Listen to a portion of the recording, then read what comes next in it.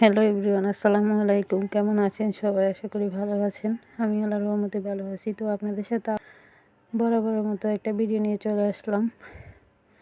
আজকে ভিডিওতে দেখাবো মাছ ভর্তা। আজকে সকাল সকাল পান্তা ভাতের সাথে মাছ ভর্তা দিয়ে ভাত খেয়েছি।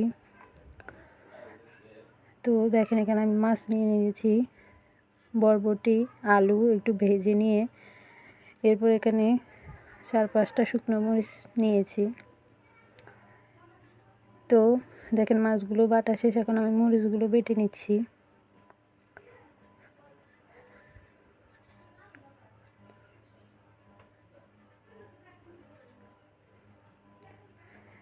মরিচগুলো বাটা শেষ, এবার আমি যে বরবটি আর আলু ছিল সেগুলো এক এক করে বেটে নিচ্ছি।